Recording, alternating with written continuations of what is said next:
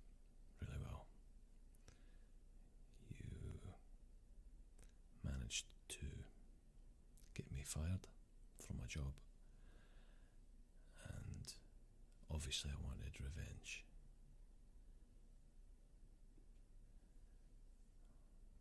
And I think I just made it worse.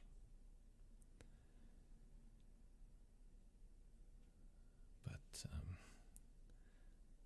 I'm in kind of damage control mode now, and I suppose, well, what do you think we should do? What should I do with you?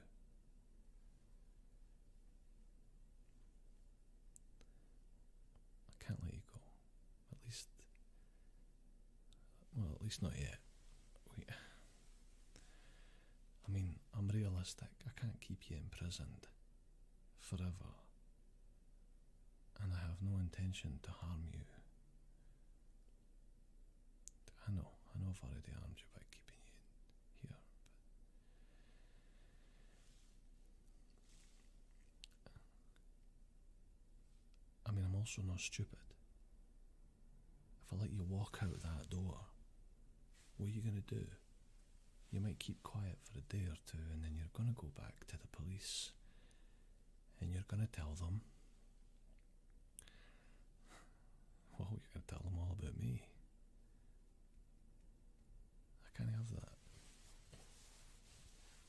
I mean, I've lost my job. Well played. But do you think I'm going to go to jail? No chance. I'm the one who puts people in jail. I'm not going there myself. I wouldn't last 5 minutes. I'll probably come across people who I've already put away there. So I'm in a bit of a pickle. And I want your help. What should I do with you?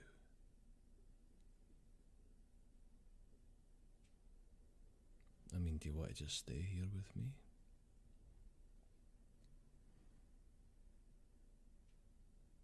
I don't know if that's realistic.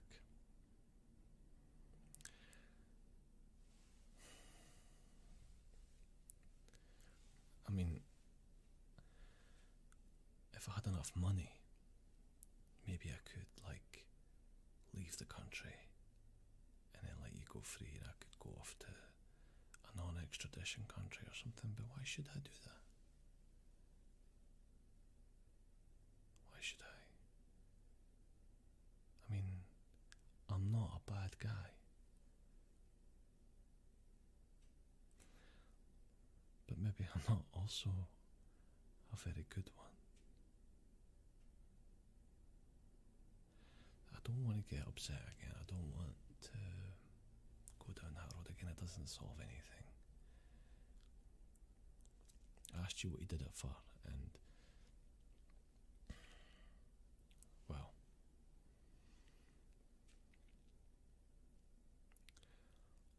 what can we do now? Shall we just stay in this? Well, you don't know where you are, do you? I mean, I've been feeding you, clothing you, gave you shelter. It all costs money, so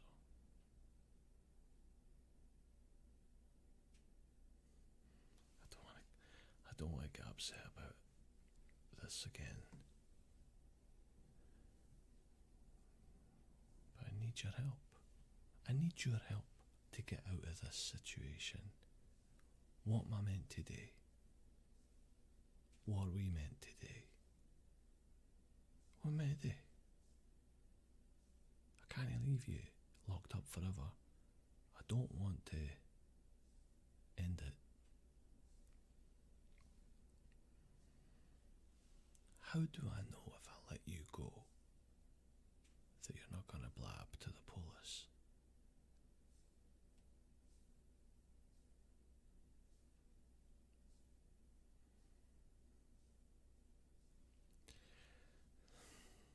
do have one idea, but I don't like it.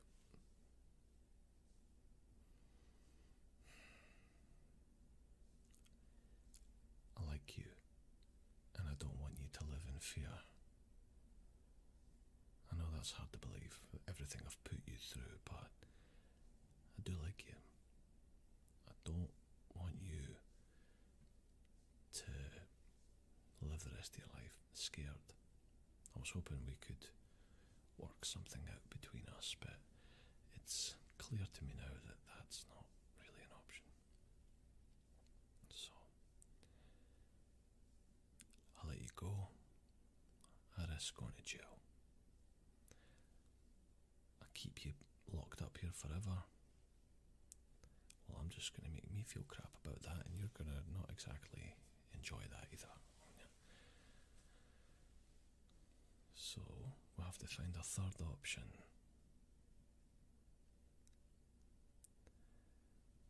I have a friend who is a pharmacist. He deals with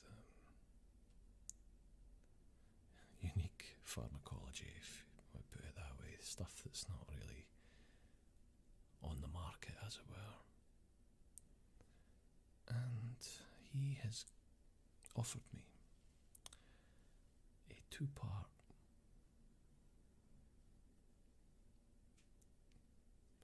product, a 2-part substance, and let's just say that on their own, each substance completely harmless, but combined they are quite deadly, 100% deadly. So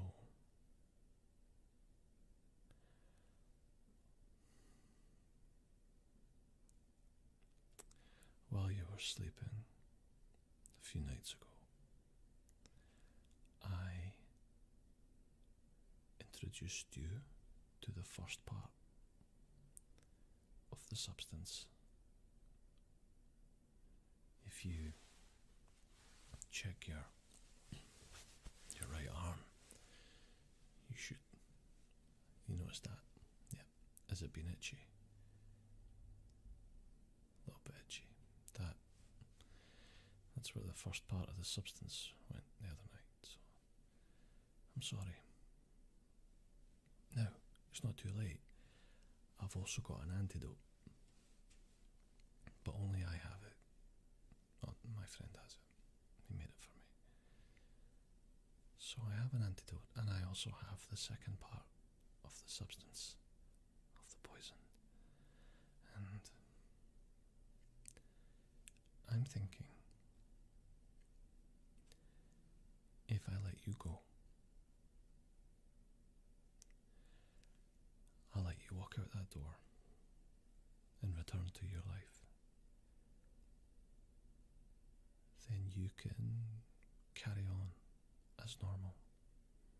Well, as normal as you possibly can, given the circumstances. You can return to your house, if it's still there. You can return to your work or find a new one.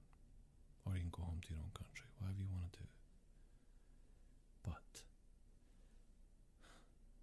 you know what? You can even go to the authorities and tell them that you were trapped or lost, or you hit your head and you got amnesia. You can make up any story you want to explain your absence from your life and from your family.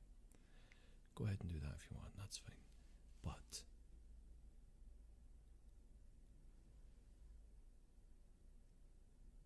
if you mention me, if you say one word about me, if you say one word about us,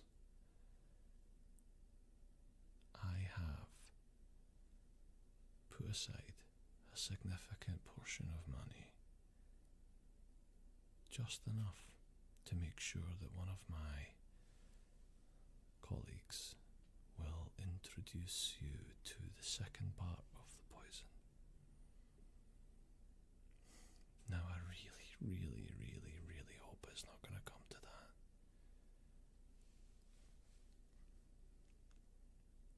But if I get arrested, if I get put in jail, if I get asked one question that leads me to think that you have ratted me out, then I just need to make one phone call.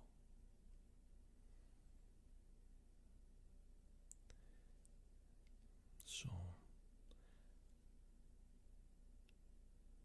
I hope that that information is enough for you to deter any ambitions you might have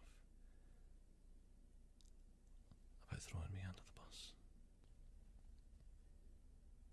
You keep this between you and me, and I'll let you go.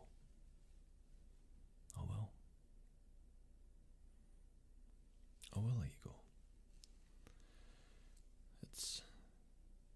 Now I know, we could do the cat and mouse thing, we could play chess, we could, I don't know, maybe there's something I haven't thought of. Maybe you can convince the police to protect you in such a way that my friends won't have access to you, but I've thought about that, and I don't think you'd be willing to risk that, because a lot of my friends are the police. Which means that every single person that comes near you, every single person who walks in a room with you, who offers you a glass of water, who offers you a cup of tea, who puts one hand on your shoulder, who gets within a few centimeters of you, you are going to wonder, is that the person who's going to bring the second part of the poison? Now, the poison on its own, I told you, is inert. Sniffer dogs can't detect it. So that means whoever's carrying it isn't going to be detected. It's quite invisible.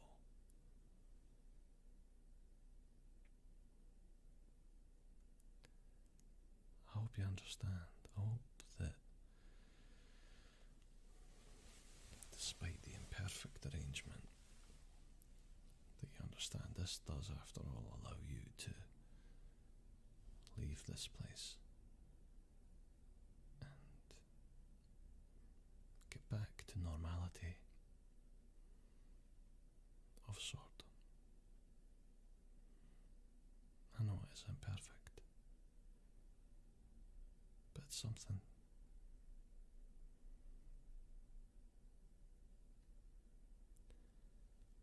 I hope you can have a think about it, because we're kinda running out of options here. And the truth is, I wish we hadn't started all this. I let my personal feelings get in the way of my job on day one. I admit that. I admit that I did wrong. I wasn't professional, and that I should have just done my job. But I saw an opportunity to exploit you. Not because I'm an evil person, but because I'm imperfect. And I'm both sorry and not sorry for that. I'd like to tell you that I've learned. I've sort of, but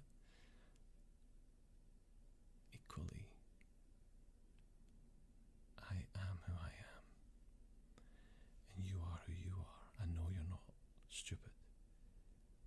I know. I can see right now in your eyes all the thoughts going round and round, thinking about all the other ways you can get out of this, how you can get back at me, maybe even how you can kill me. But I also know that you're a good person too, and that your conscience won't allow you to just murder someone, even if that someone is me. Maybe I'm wrong about that. I mean, if I am wrong, if you are the kind of person who comes to the conclusion that I have to die, well, maybe that's what's going to happen one night.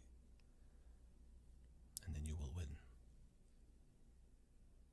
But you will only win for a day or two. And then my friends will bring the second part.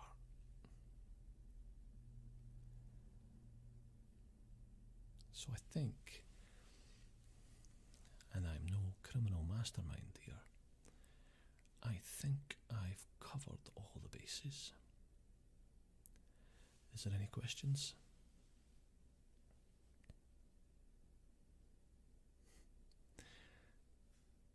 Do you want me just to let you go? Well, we'll get to that.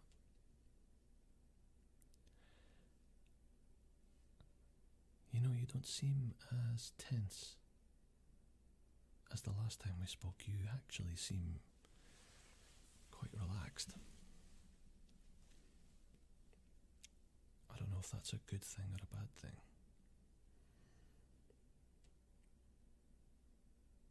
Well, time will tell, I suppose. Well, it's been lovely chatting with you again. Let's just see what the next step is, shall we? Either you win, or I win, or we both win. I mean, I'm quite certain that you can get out of here and have a relatively comfortable life. And you probably won't hear from me again. Probably. But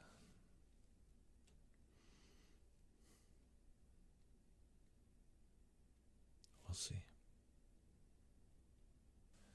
In the meantime, have a think about everything I've said. Have a think about the poison. Have a think about going back to your life. Have a think about leaving the country. Have a think about whether or not you can defeat me. Whether or not you can find someone who can detect the poison and eliminate it before I bring the second part to you. Have a think about if the authorities will believe this ridiculously far-fetched story. Have a think about, is it worth it? Have a think about your fate. Have a think about me. Have a think about what's out there. Just have a think about it. And I will do the same. I know it's not perfect, but I think we're one step closer to finally letting you go. And in a way, letting me go. Because I don't want this anymore.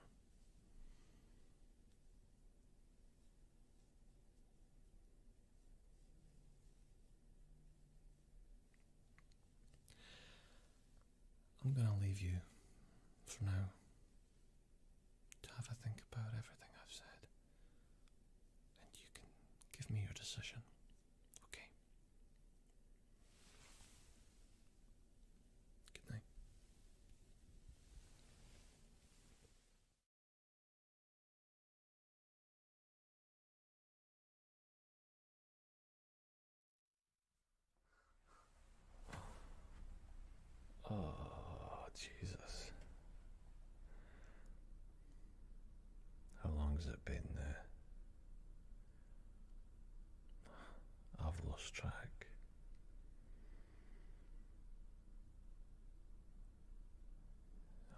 pleased that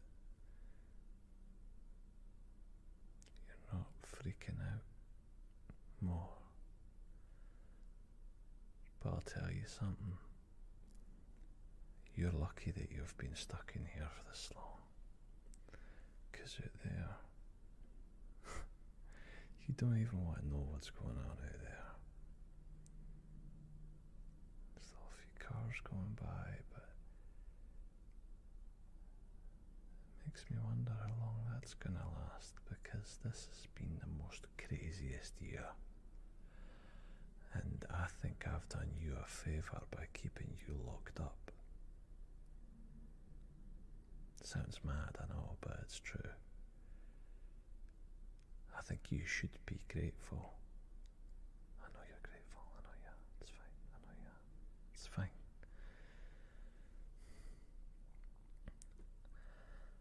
I still want to let you go. Bringing food and this place, that's not cheap. I've told you that before, but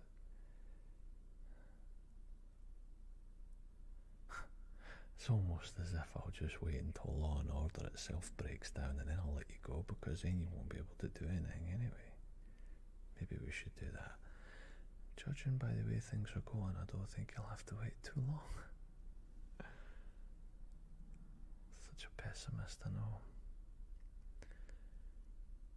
But look, maybe it's best if you stay here. Just stay here. Just stay here with me. I'll keep coming to check on you. Sorry it's been so long though. But, you know, I'm always close by.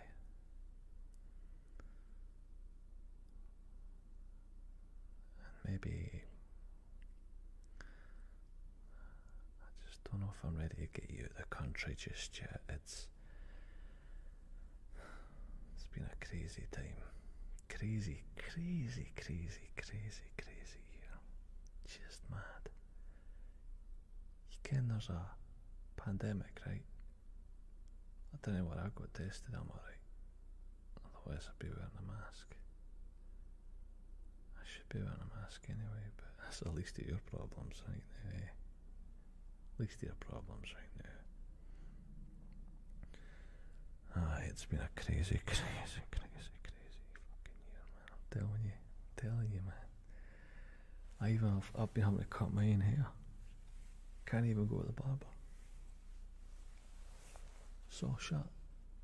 Some of them are open now, but they were shut for months and months to stop the spread of a wee bug. Well, it's not a wee bug, it's a big bug, but it's pretty serious. But it's not like it's a zombie apocalypse or anything. Not yet, anyway. Yeah, that might be next, though. At least then we'd know who was infected, right? We can bash over it, and if the movies are right, we just need to stab them in the head, and then that's them. We could do that.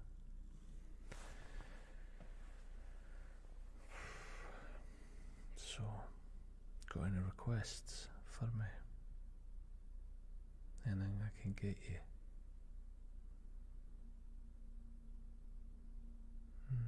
No. I know you want to. Just not quite ready for that yet, especially now. We'll see what the end of this year has in store for us, and then maybe I can make my decision on finally what I'm gonna do with you.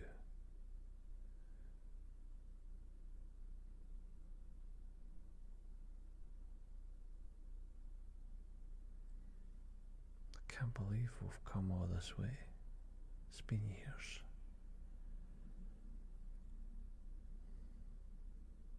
Just want it over. I just want it over too. I do. Things are getting pretty complicated out there for me, and I don't need you. You're a complication. I'm sorry, but yeah. And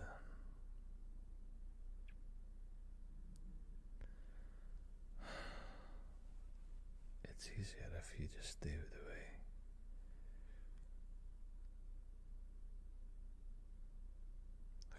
To be honest, I couldn't even kick you out of the country now, even if I wanted to.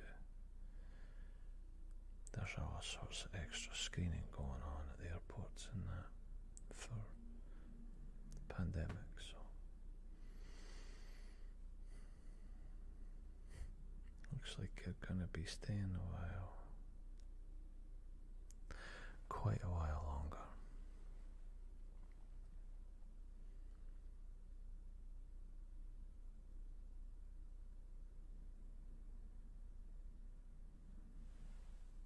That's it. That's it, really. It's not much more to say.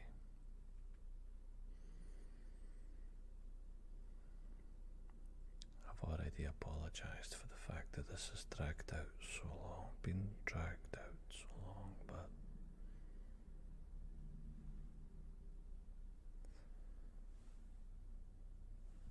gotta look after myself first.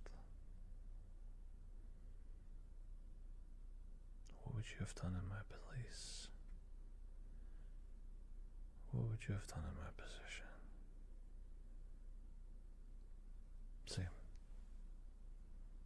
Probably the same. I'm not a bad person.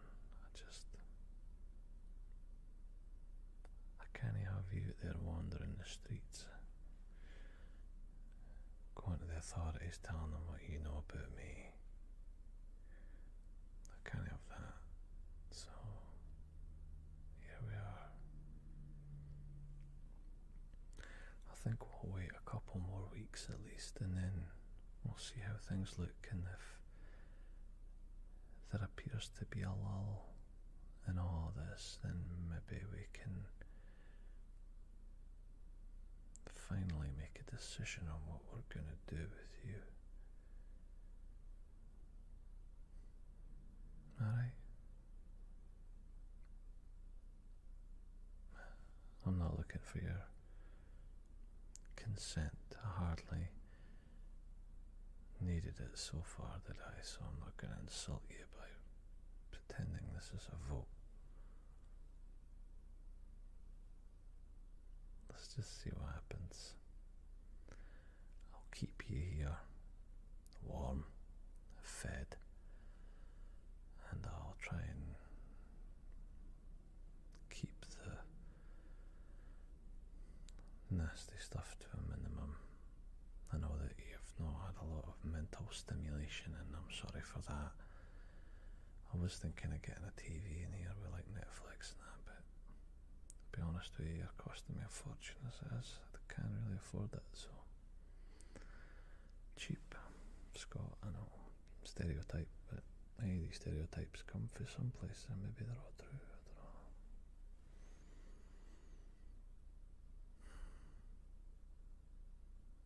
know.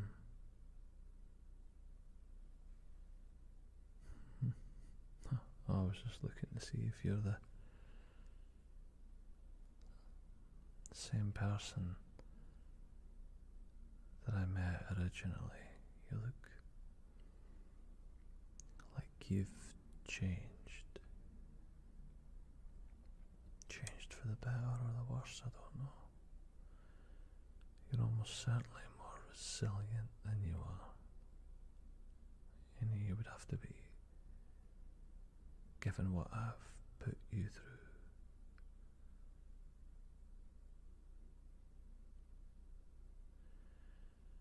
A thought did occur to me recently. I was having a bit of a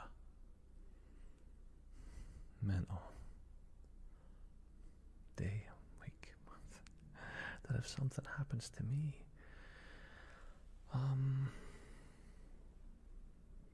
well,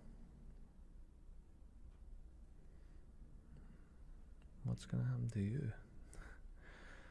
So I'm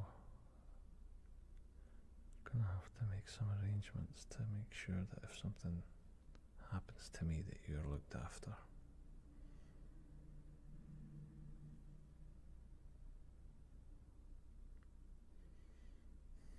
It's getting busier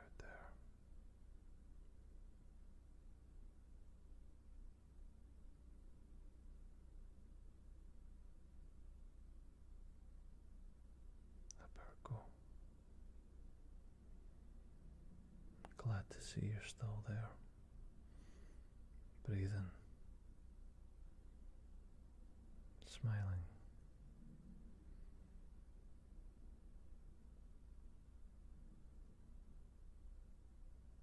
I'll see you later.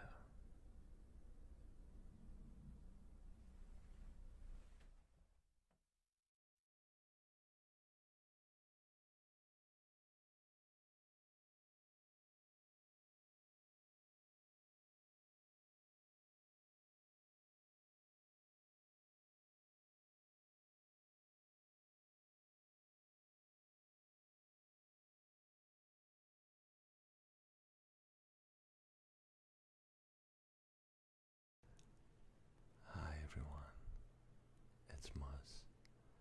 Today I'm going to be reading you a list of place names from the United States which have a Scottish origin. Okay, now the list is absolutely enormous because us Scots get around, so I'm not going to read all the names, but I will be reading a few from each state. Okay, so forgive me for looking over here at my computer monitor, which is helping to light my face. Also, I have some layered sounds which I've decided to put on top of this video because given my situation in my recording area, I always seem to pick up a bit of noise from my computer anyway, so I thought it'd be a good opportunity to put my Tascam to good use, which I just bought, and I've been recording a few sounds from outdoors, winter sounds, snow crunching and freezing rain falling and stuff like that, so hopefully I like that. Anyway, here's the list. Alabama, Douglas, Inverness, Bullock County, Inverness, Shelby County, Kennedy, Lawrence County, Lennox, Lynn, Marshall County, Mackenzie, Alaska, Anderson, Hope, Houston. I didn't think Houston was a Scottish name, but Kincaid Park, Point Mackenzie, Arizona, Arlington, Black Rock, Burnside, Cameron, Charleston, Clifton, Duncan, Elgin, Glendale, Hope, Kirkland, McGuireville, McMillionville, St. John's, Arkansas, Crawford County, Dallas County, Fordyce, Knoxville, Lake Hamilton, McDougall, McNabb, McGehee, McNeil, McRae, Scotia, Scott, California, Aberdeen, Albany, Ben Lomond Mountain, Bonnie Doon. I like that one. Bonnie Doon. Cheviot Hills. Or is it Cheviot Hills? I think it's Cheviot. Denny. Glendale. Another Glendale. There's two Glendale so far. Inverness. I think that makes 3 Inverness so far. I'm gonna have to definitely skip some of these. Irvine, Kelso, Loch Lomond, Montrose, Valley, Stewartville, and I love this one. Sunny Brae,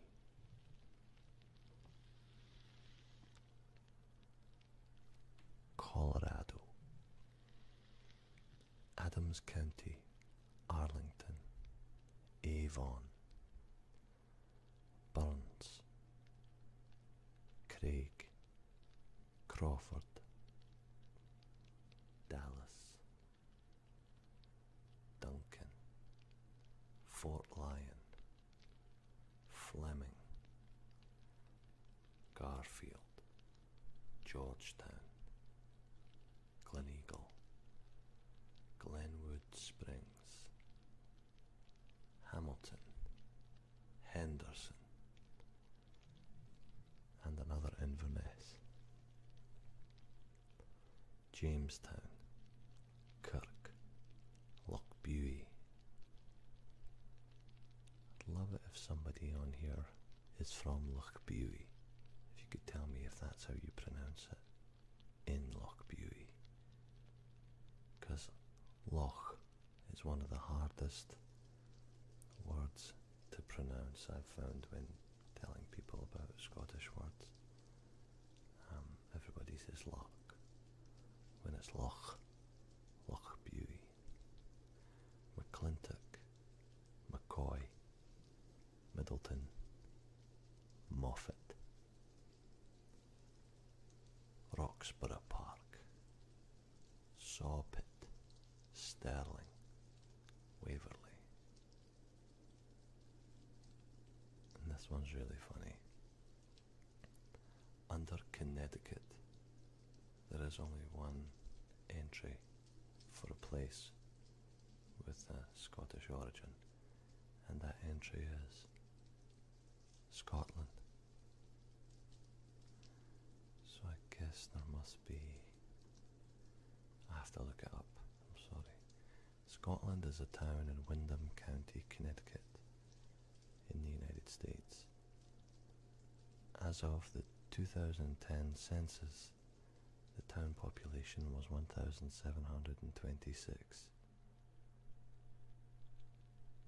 Scotland is a predominantly rural town with agriculture as its principal industry. Scotland is the least populated town in Windham County. So what happened there was Connecticut, do you guys just not like Scottish people or what? Or did we not like you? Now, this is interesting. Delaware is tiny, right? As far as I know, it's the second smallest state. And yet they've got quite a lot. But I'm not going to read them all.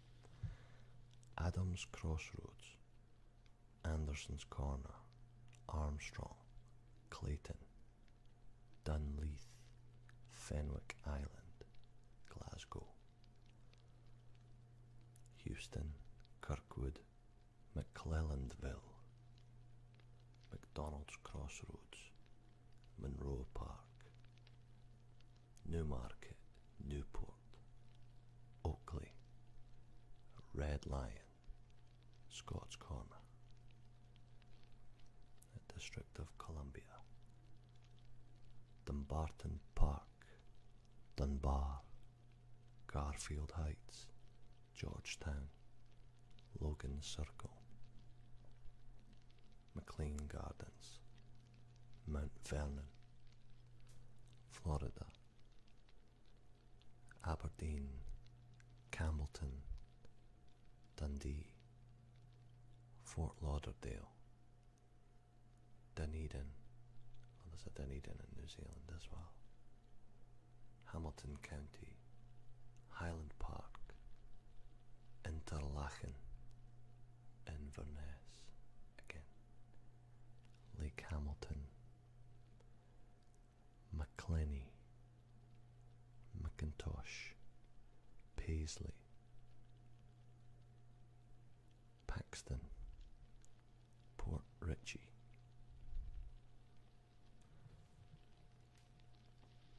Georgia.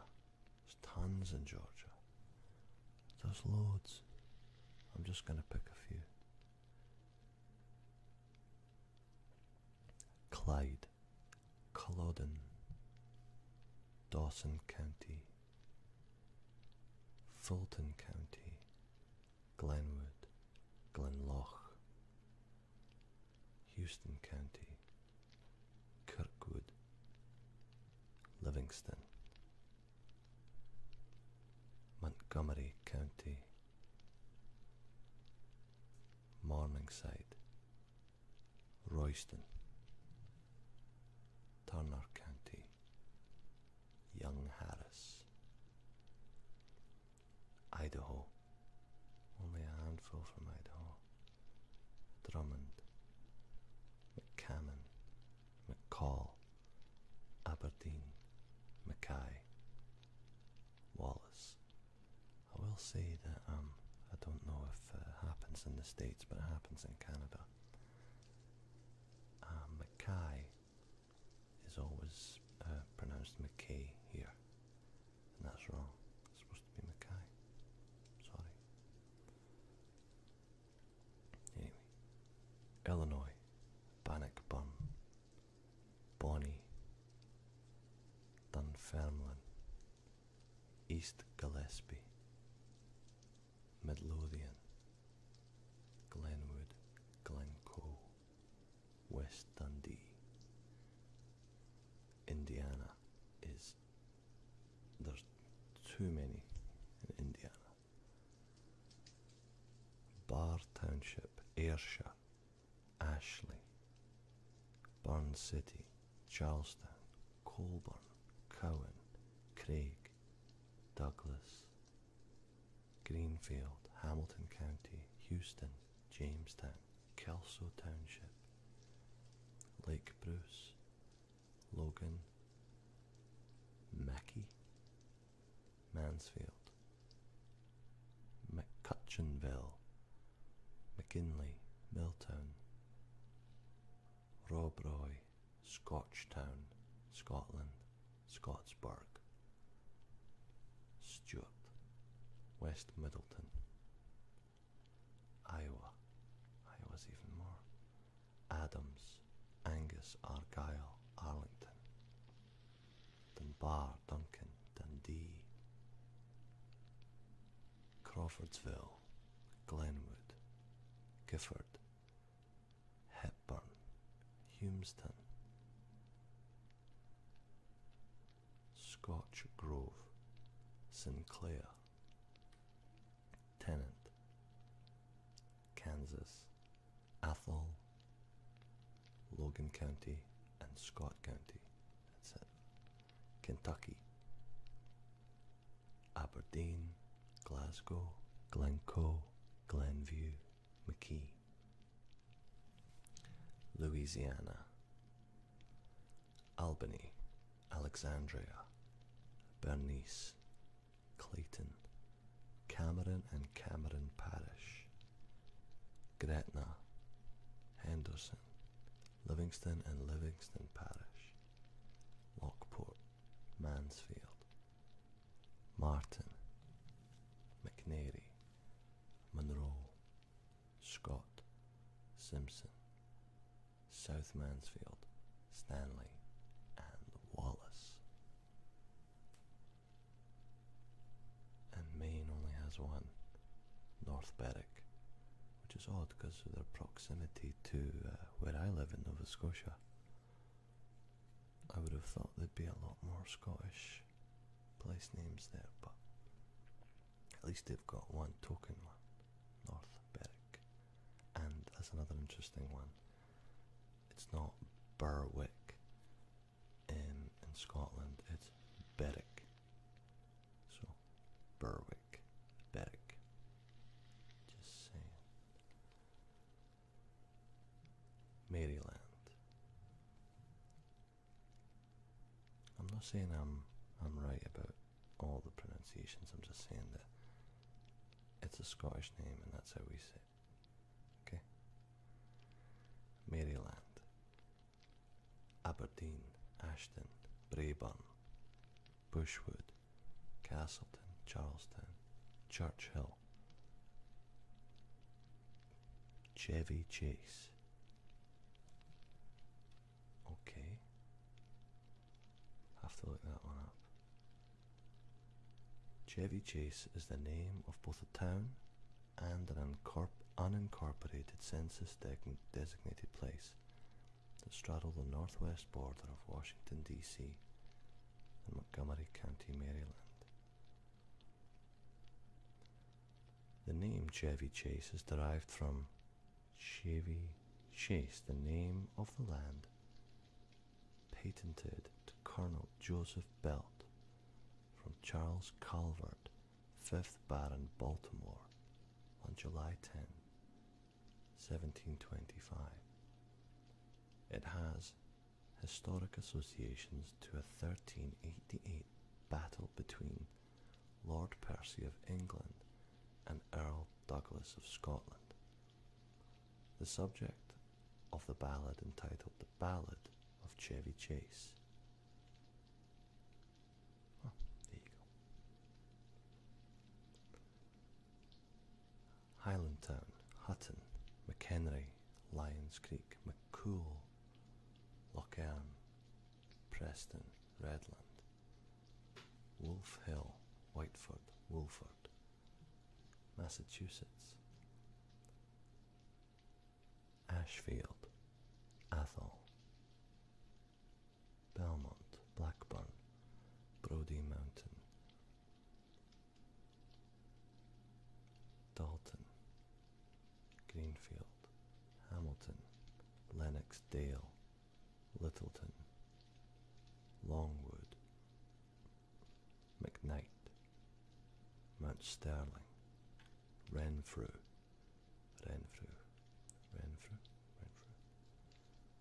West Newton, Southfield,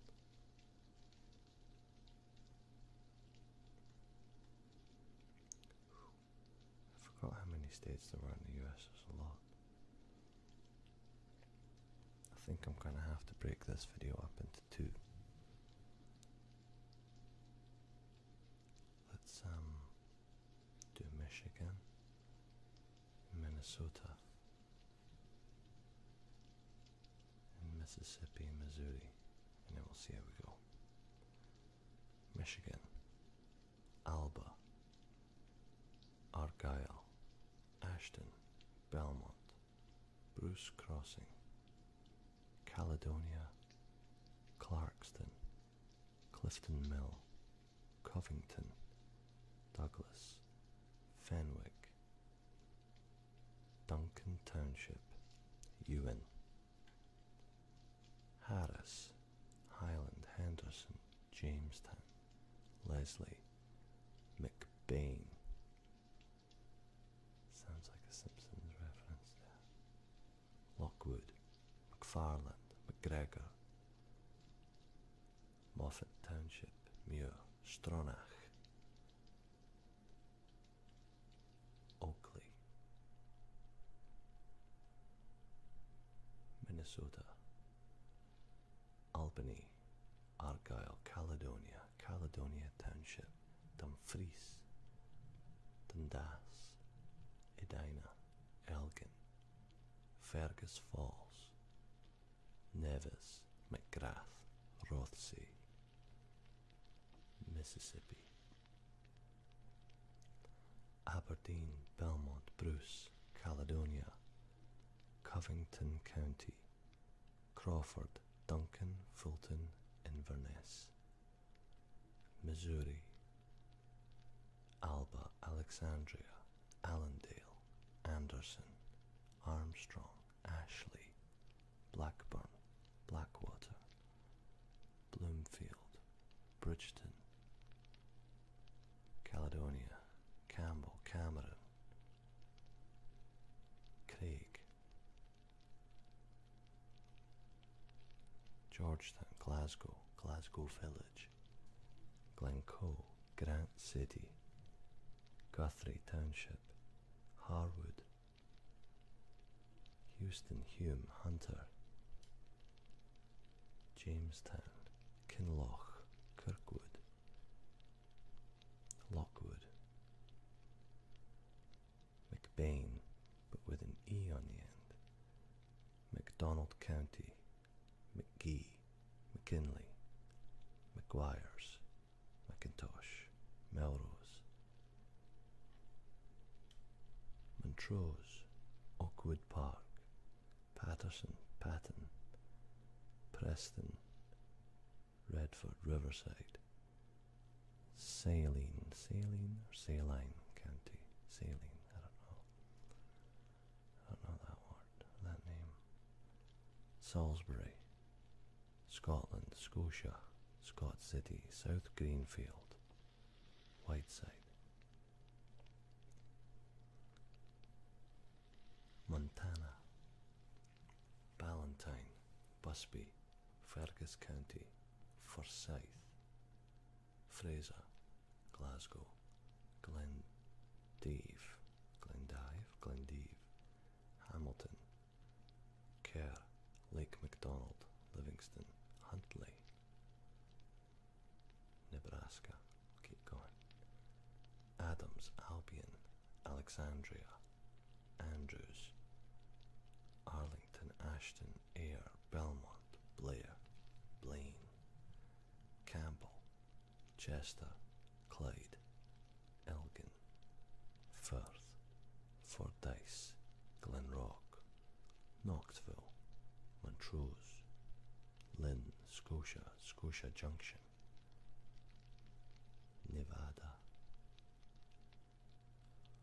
Auld Lang Syne Peak, that's cool, Bannock, Blackrock, Bonnie Clare, Craig Station, Curry, Hamilton, Kingston, Logan, Lockwood, Mac Canyon, McCall Creek, McBride Flat, Martin Ridge, McCann Station, McConnell Peak, McCutcheon Creek, McDermott, McLean's, McKinney Mountains, McIntyre Summit, Mount Charleston, Preston, Scott Pass, Wallace Canyon. Okay, I think I'm going to leave it at Nevada, and I'll pick up at New Hampshire next.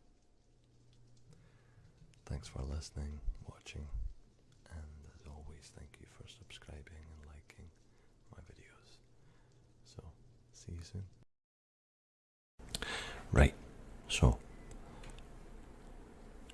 New Hampshire, Adams Point, Albany, Bannock Hill, Campbell Hill, Carlton Hill, Charlestown, Colburn Hill, Crawford's Purchase Township, Dalton, East Kingston, Forbes Mountain. Although in Scotland I've noticed there is some argument over whether it's Forbes or Forbes. I knew a guy called Forbes, spelled Forbes, and he assured me that his name was pronounced Forbes. So there you go. Glencliff, Glendale, Greenfield, McClelland, McCoy Mountain, McGregor's Pond, Lochmere, Scotland Brook, Scott Bog, Scott Brook, Scott Mountain, Stewartstown, Thistlebrook, West Stewartstown, and New Jersey,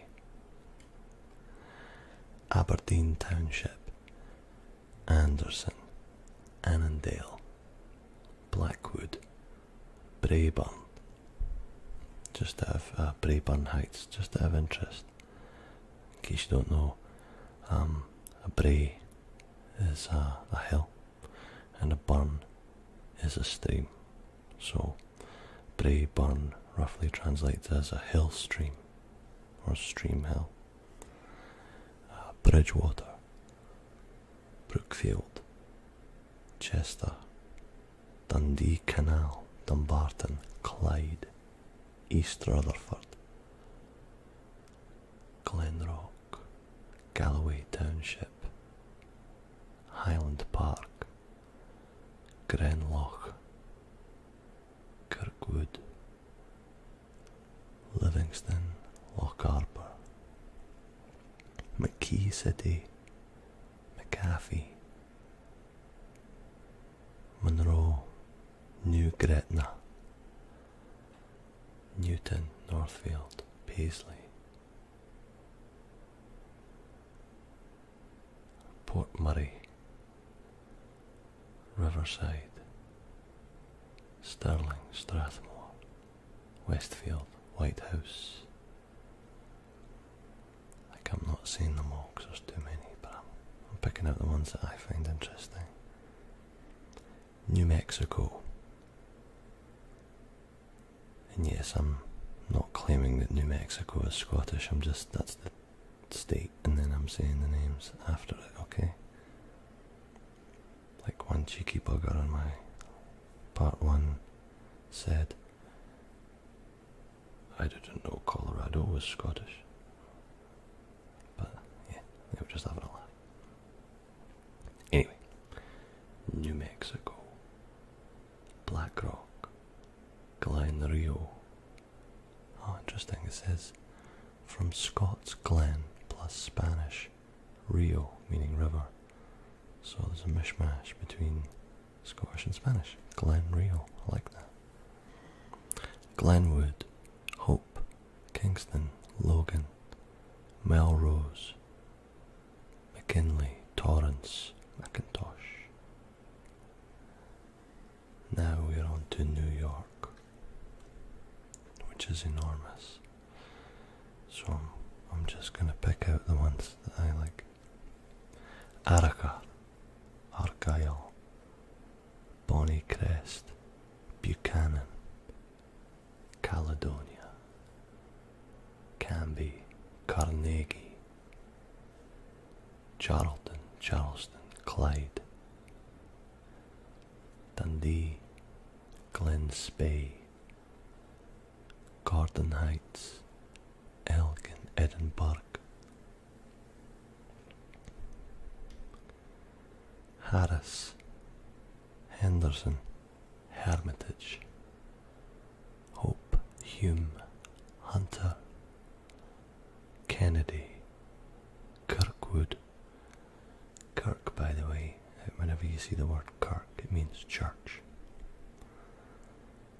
Lamont, Lewis, Lewiston, Lithgow, Loch Sheldrake, Perth, Pitcairn, Preston, Rock Glen, Netherwood, Oakley Corners, North Argyll, North Stirling, North Highland, Rossburg, Scotia, there's millions of those, Selkirk, Stowe, Sunnybray, Treadwell, Whitelaw. Yeah, there's loads. Next is North Carolina. Aberdeen, Davidson, Davidson County, Forsyth County, Highlands, MacDonald, McDowell County, McFarland, Rutherford, Rutherfordton, Scotland County, Wallace, North Dakota, Abercrombie, Ayr, Balfour, Bathgate, Buchanan, Elgin, Elliot, Fingal, Glen Ullin, Grant County, Hamilton, Leith. I used to work in Leith, the original Leith. Logan County, McHenry County, Mackenzie County, McLean County, Perth. Next up is Ohio, and it's enormous too, so I'll have to pick and choose. Aberdeen, Alexandria, Angus, Arlington, Barnhill, Broughton, Cameron, Campbell, Cheviot, Churchill, Crown City, Dipple, Flushing, Galloway, Gilmore,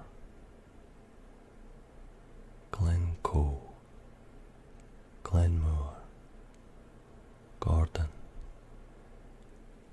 Hazelton Corners, Houston, Hunter, Jamestown, Kerr, Kingston, Kirkwood, Mansfield, MacArthur, McClure, Macomb, McConnellsville, McGuffey, New Albany, Newton Falls, Scotstown, Rossburg, Struthers, Weems,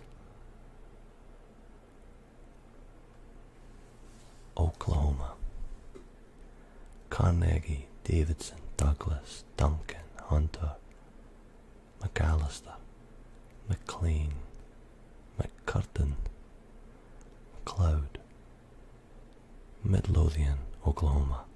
I am also from Midlothian. It's the name of the county that Edinburgh is within.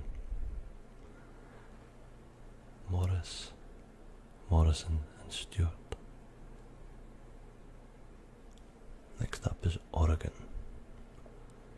Albany, Burns, Douglas County, Dundee, Glasgow and Paisley. Pennsylvania. Abbott Township, Addison, Ashley, Austin, Ayr Township, Barr, Beechwood, Baxter, Berwick, Blackrock, Blair County, Bloomfield, Boswell, Braeburn, there's Hillstream again, Braeburn, Burnside, Brewston, Carnegie, Dallas, Dalton, Drums, Dunbar, Duncansville, Dunmore, Glenhope, Georgetown, Fraser Township, Edinburgh, which I know is a skewed version of Edinburgh, Edinburgh, Grampian, first time I've seen that one, Glenside, Hawthorne, Heeland Furnace. Interesting, it's got Heeland brackets Helen Furnace. I would have thought that Heeland was slang for Highland, not Helen, but anyway, there's a place called Highland Fling. I think it's kind of interesting. Ironwood, Jamestown, Knox, Kirkland, McGregor, McGee's, McEwensville, McCracken, McAllister's, McCalmont Township, Marionville, formerly spelled Marionville, Lockvale, Lewis Run, Mayfield, McVeytown, Mercer, Monroe County, Moscow. Now I wouldn't have thought that Moscow, Pennsylvania would be related to Scotland, so I'm gonna have to go and click on that and see what the deal is.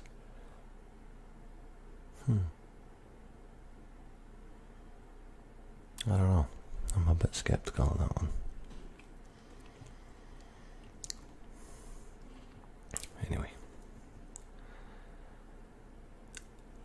Dixon,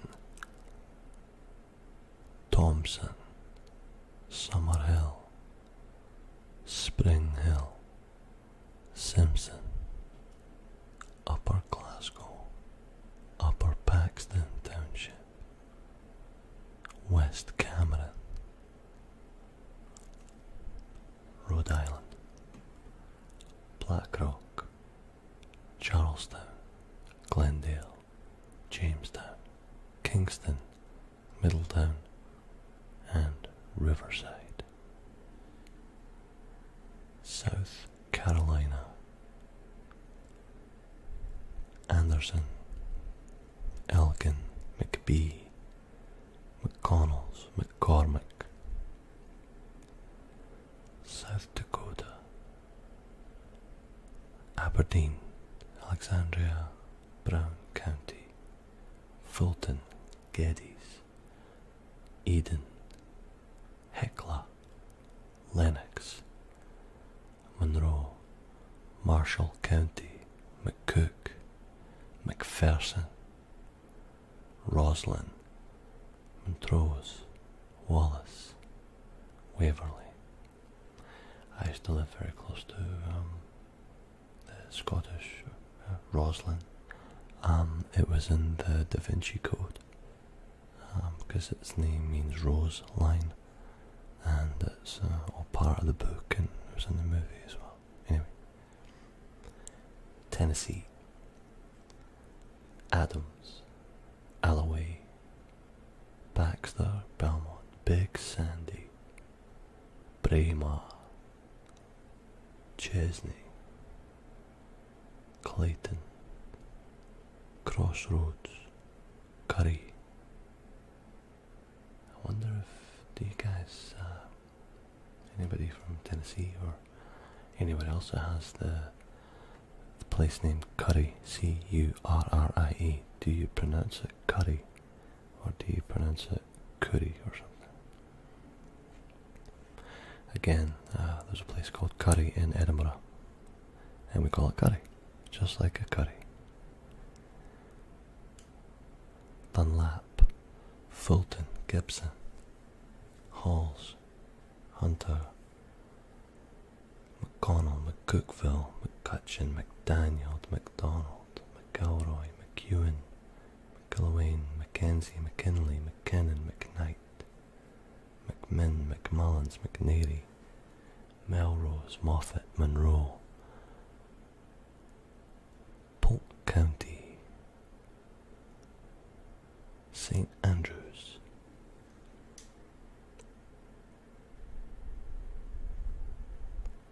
Texas, Abernathy, Albany, Argyle, Armstrong, Bowie, Dallas, Douglas, Edinburgh, Graham, Gordon, Lanark,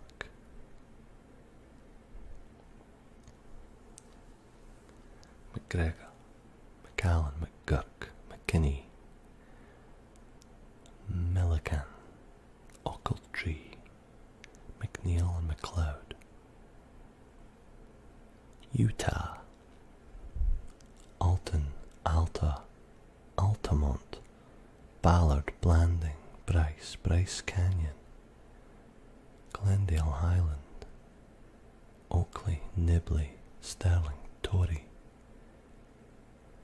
Ogden, named after Scottish trapper Peter Skene Ogden, Vermont, whatever, Albany, Arlington, Caledonia County, Castleton, Charleston River, Clyde River, Virginia is enormous. Airlie, Allenton, Annandale, Battlefield Park, Blackford, Bonnie Blue, Kelt, Ceres, Chester, Cunningham, Dumbarton, Dumfries, Dundee, Fife. I used to live in Fife as well. Ford, Furness, Georgetown, Gilmerton, Gretna, Hartwood, Hunters, Huntley, Keith, Jamestown, Virginia, for King James, formerly King James VI of Scots, Kilmarnock,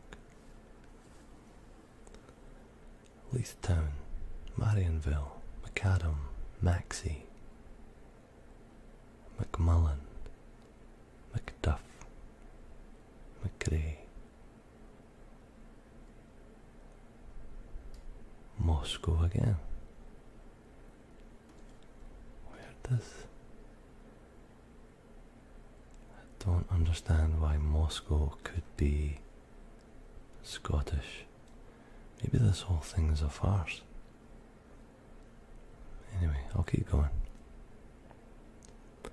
Washington, Blaine, Cathcart, Aberdeen, Fife, Finlay, Lake McMurray, Renton, Sinclair Island, McNeil Island, Monroe, West Virginia, Aberdeen, Glasgow, Glenville, McDowell County and Montrose, Wisconsin, Albany, Anderson, Angus, Argyll, Beechwood, Blaine, Blair, Belmont, Bruce, Burnside, Caledonia, Campbell, Carnegie, Chesters, Clifton, Clyde, Dunn County, Dundee, Ettrick, Fulton, Galloway, Glencoe, Glenwood, Grantsburg, Guthrie, Hunter, Irvine, Lanark, McFarland, McAllister, Mayfield, Oakley, Quinney, Reed, Springfield, Thornton, Union Grove, Woodlawn, Wyoming, Burns, Campbell County, Douglas, McKinnon. Wow, I think that's the end of the list. Yep. It has... Yeah, I mean, obviously, I think... yeah, there's nowhere in Hawaii. Hawaii's not included.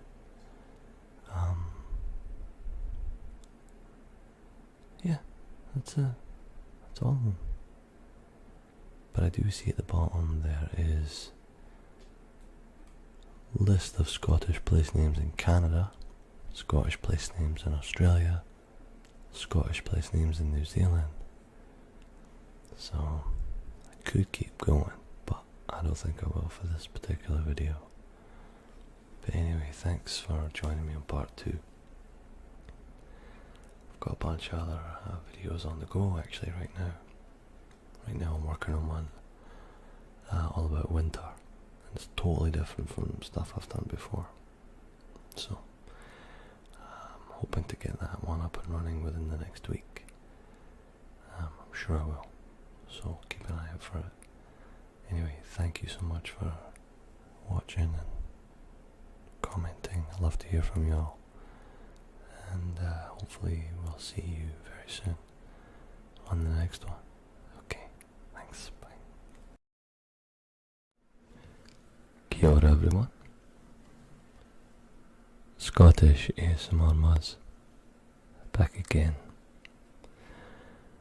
And what have I got to talk about tonight? Well, I keep coming up with all these different ideas because I'm still excited about my ASMR channel. And I thought about 4 different ideas, and then I thought of a last one, kind of a show and tell. And because it's Saturday, and I don't know what you do on a Saturday, but for me it's a time of doing absolutely nothing except hanging out with my family and having a few beers. In Scotland, it is, I don't know if I'd say it's a cultural tradition, but it certainly is for me, that we like to have a drink at the weekend, but only at the weekend. And guess what? It's the weekend. So, I have 4 beers in front of me. And by 4 beers, I mean 4 empty beer bottles. And I was reading the labels on the back of them earlier, and I thought, this is kind of cool. It's like a little story. So, I'm going to do that.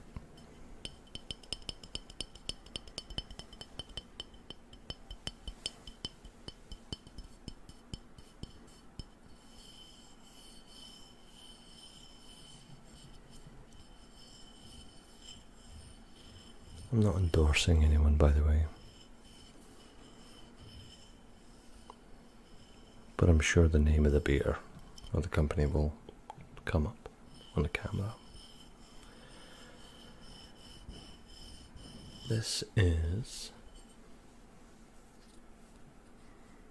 what you would expect from a Canadian beer. Maple syrup in a beer. Madawaska maple. And I'm going to read you the story on the back, because it is a story. The maple syrup used to brew our Madawaska maple ale comes from the rugged and rocky hills of the Madawaska Valley. It is made in wood-fired evaporators by traditional producers. The result is a subtly sweet and malty Irish red ale, brewed with a tip of the hat to those who helped us infuse it with Ontario history.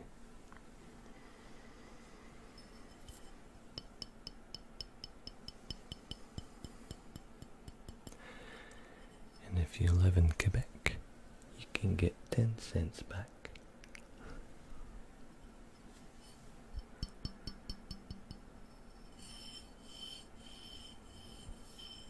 Anyway, this is quite a nice one. I have not had it before. Tonight was the first time. I always like to go and try different beers, individual ones that I can find. Now, this is another one called Snowdrop. Snowdrop.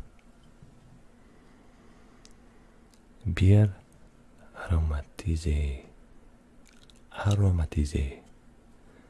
Flavoured beer. It's 5.2% alcohol. Saison. Not quite sure what that means, but I do know the second I tasted it, I thought, this tastes exactly like Hoegaarden, which is a Dutch white beer. Celebrate.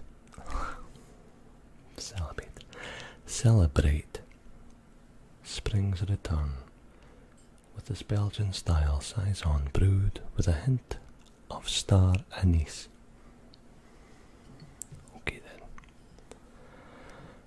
Chamomile, lemon and black pepper. Alright.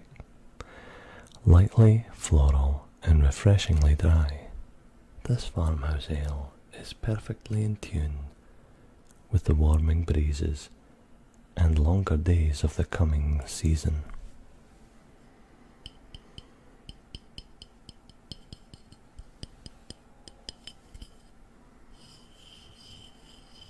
Excuse me, that was my daughter having a little wake-up session. Started screaming, so I had to go and calm her down, but she's okay. Now, this one here I discovered yesterday. It's called Fresh as Hellies. It's from Samuel Adams, which is an American company you're probably familiar with. And I think they must have had an overstock, like they made too much or something, because you never really see labels on beer bottles here in Canada with refund at collection depots when sold in South Australia. It's the type of thing that you see in Australia or in New Zealand, so not really here. So I can't say I've really seen that before. But anyway, it's a nice beer, and it has a skull on it, which doesn't really mean anything, but it looks cool.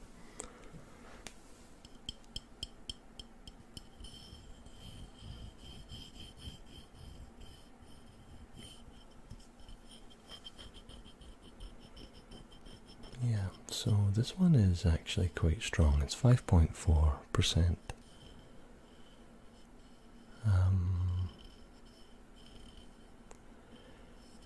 It doesn't have a story, though, on it. So this beer's a bit of a mystery, in that we don't know what it is. All I know is that it tastes quite nice. It's like a pale lager with a little bit of a fruity flavour going on. And I'll tell you some of the statistics that's on the side, which I find quite interesting. In Australia and New Zealand, this beer is 1.54 standard drinks. And in the UK, it's 2.1 standard drinks. It's made by the Boston Beer Company, Samuel Adams, in Massachusetts. And it's no bad. No bad at all. But that's about it. Now, the one I'm currently drinking, and this isn't a drunk ASMR, by the way. However, I will confess that often when I make ASMR videos, which are at the weekend, it is often after several drinks. So I guess technically almost all of my videos are drunk ASMR. But it will never be as good or as bad, depending on your point of view, as Ali. That's Australian Ali, by the way. Her ASMR with Ali, drunk ASMR, is by far the best. Anyway, the last beer I want to show you is nothing too exciting, but it's a good one from around the Maritimes of Canada. The Maritimes, by the way, for anyone who doesn't know, is a kind of a nickname given to the 4 different provinces that occupy this part of Canada on the Atlantic coast, including Nova Scotia, where I live, New Brunswick, Newfoundland, which looks like Newfoundland, but you have to say Newfoundland or everybody gets angry with you, and PEI, Prince Edward Island. This one is from New Brunswick, which I recently heard someone refer to as No Funswick.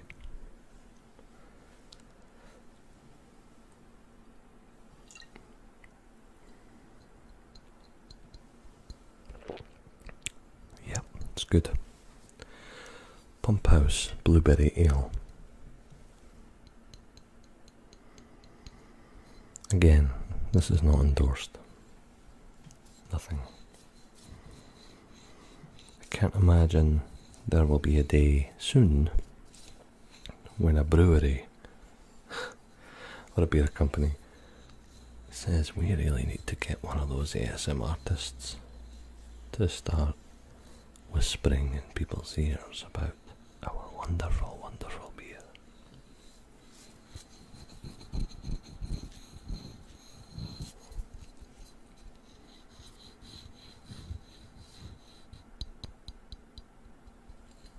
Anyway, this is a good one.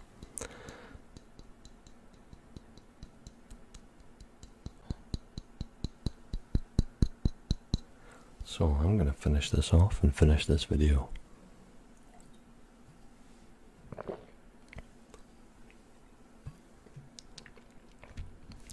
Magic. So, thank you for joining me again, and I hope that you found my rambling and whispering in any way relaxing or just something to listen to while you quieten your mind from all the other crap that goes on out there. And if that's the case, then good. I'm happy. So, thank you for listening to my ramble, and I will see you on the next one. Thanks. Bye-bye.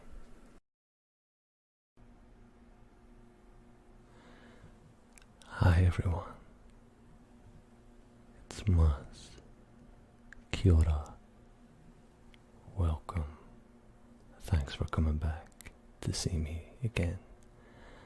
And welcome to all my new subscribers who've joined me in the last month or two. It's really awesome to see that there's almost 2,000 of you there that seem to like my stuff, so that's really encouraging, so thanks.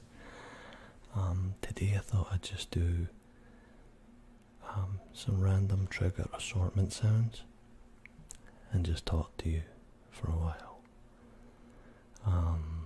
It's obviously Christmas time and can be quite a stressful time for a lot of people. A lot of family expectations and or no family, and people are alone.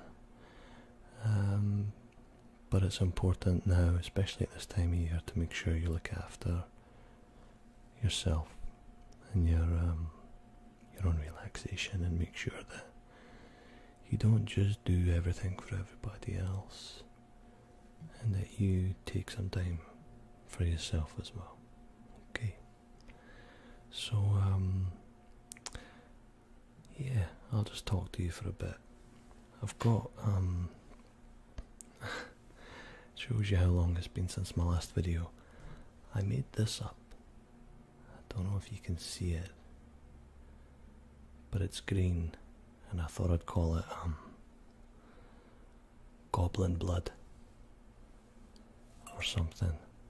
And the idea was to do this for a Halloween video, but I never quite got there, so it's been sitting on my desk since then.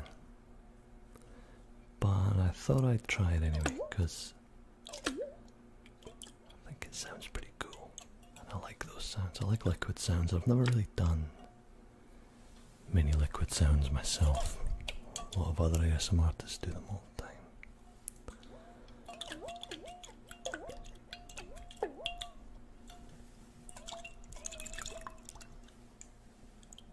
So forgive me if I'm not exactly an expert at this particular trigger. But let's just go for it anyway, shall we?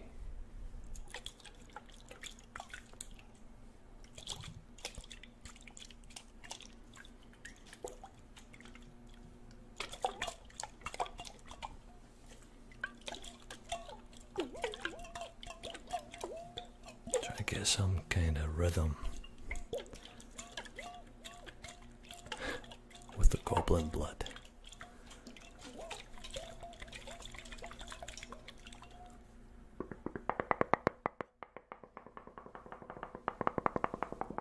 Kinda like that lid sound. I hope it's your thing too.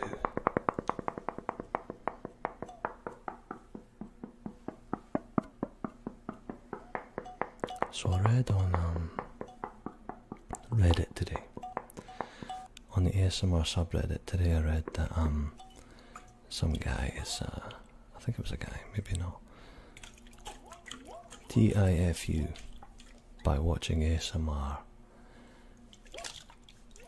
at my mum's house, I think it was, and she came in and caught him watching ASMR to an ear-eating video, okay? And I think a few people asked, well, you would have had your headphones in, right? But apparently he didn't. So his mum, or her mum, yelled, said to her, look, you're 21 now, so I don't need to know. And she just assumed that he was watching porn. And I found that quite amusing. And it made me wonder how many other people get caught in a similar position, since a lot of people do think that ASMR is porn. I don't know what's so arousing about some random Scottish guy tapping on a jar of green goblin blood is, but if any of you are getting turned on at this, I'm sure you'll let me know. But I do understand. I mean, I suppose you've got your ear-eating videos and stuff, and for somebody who doesn't know, I can understand. Yep. Totally get it. I'm nowhere near as good at this as I am as some other people who seem to get a real rhythm. Maybe you don't need a rhythm though, maybe it needs to be a bit more random. I don't know. Oh, that's a cool sound.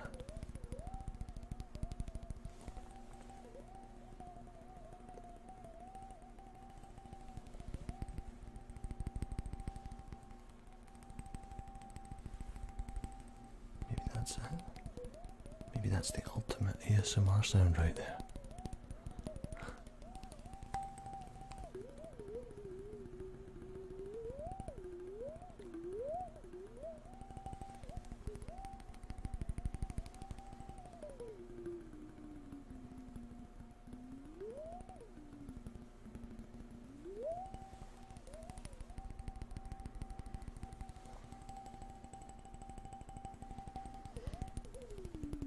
I tried about 3 or 4 different pairs of Christmas lights to hang up behind me, and each one of them created scanning lines on the video. I'm not too sure why, if it was because the electrical circuit is a little bit different. No, actually I tested that by plugging them into the same circuit as the computer, and it didn't make a difference, so it can't be that. But yeah, don't know what's up with that. I think some of these lights are just cheap, maybe, and they don't play nice with other electronics. Certainly not with video, so I decided to can it. But you might notice there's a glowing light beneath me. Those two seem to work quite well, so I'll show you those in a minute.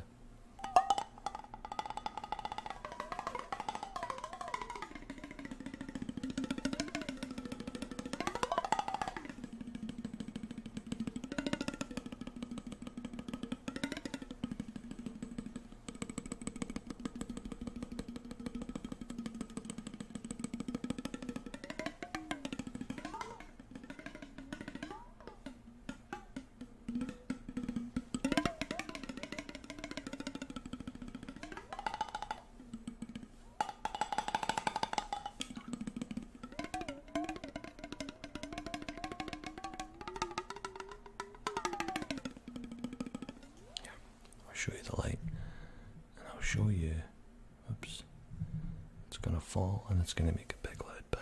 I don't want to do that.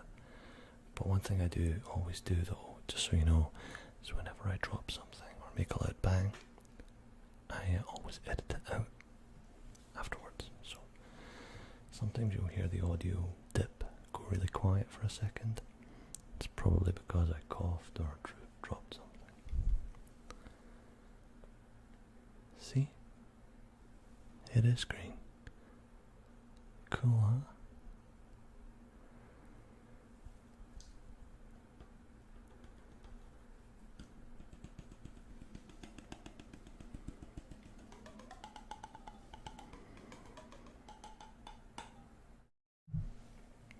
Anyway, let's try these. Okay, so this might be a bit loud, so I'm gonna experiment. This is the first time I've tried these.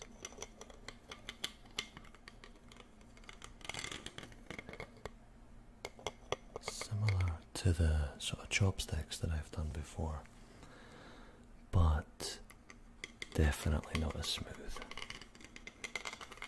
So this could be an unmitigated disaster. I'll check my analytics after the video.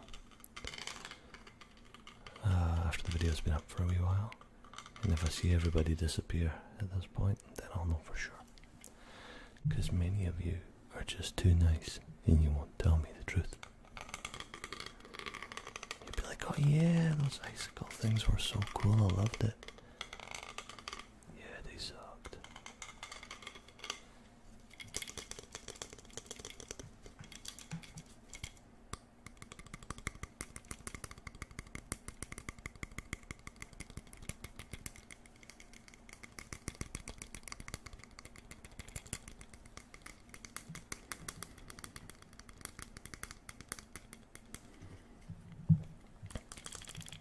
Something's rattling inside. It's a bit better.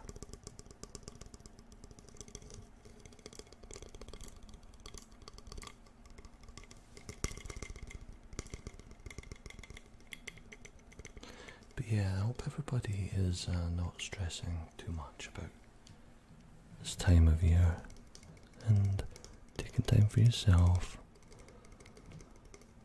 Remembering to breathe. Go easy on the food and the drink.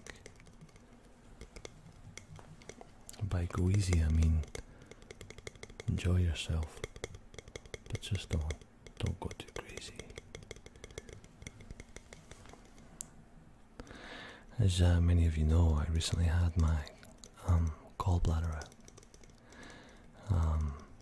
which you can go on Google and find out what that's all about. But yeah, apparently this time of year is when everybody finds out if they have a dodgy gallbladder, because they overindulge and apparently the emergency rooms are swamped with people turning up in pain in their belly underneath their right rib cage because of too much fat, or yeah, too much fat, cheeses and oils and I don't know, whatever you people eat.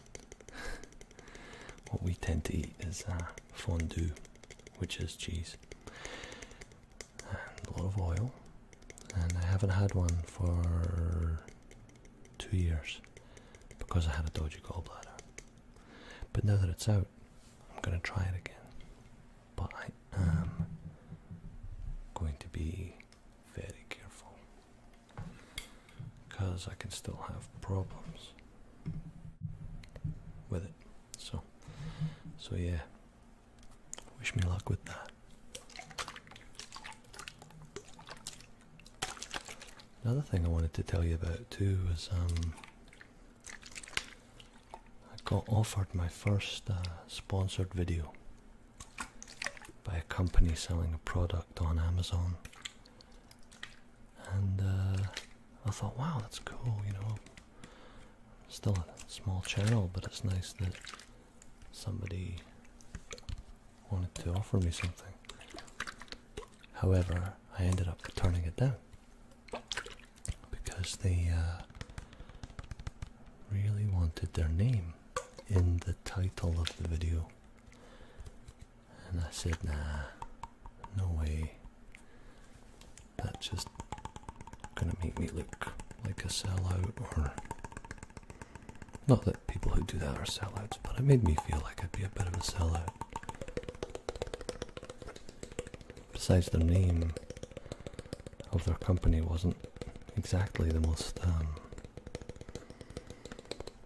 nicest name, or the most endearing name, so I just thought, nope, not this time. But it was still nice all the same to get offered. So this isn't, I don't like this one. It's not doing it for me. So I'm gonna keep talking to you while I go back to the goblin blood.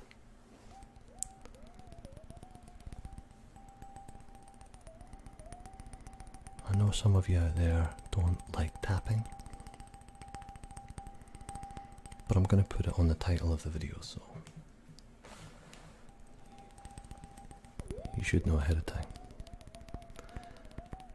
But because of the liquid sound too, I'm hoping maybe I'll be able to convince a few people who are not into the tapping can go, wow, you know what, tapping sucks, but because it's got liquid in it, that one's pretty good.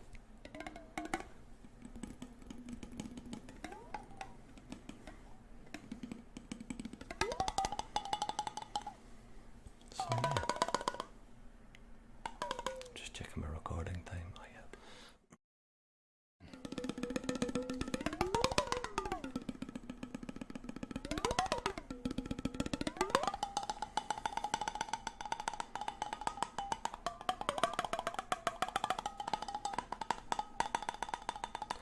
See that Raffy Taffy just uploaded another video, eh? First time in several months, so he had a pretty decent break. So looking forward to hearing his little update video on where he's been and what he's been up to. Because he's awesome at this stuff.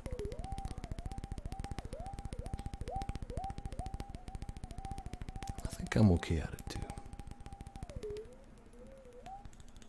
But I do feel a little bit disjointed, you know? I've got my 2 scripts ready now for my next 2 videos. It's just a case of finding the time, and a quiet time, and the energy to do it. These videos, this one is more, for me, is easier, because it's spontaneous.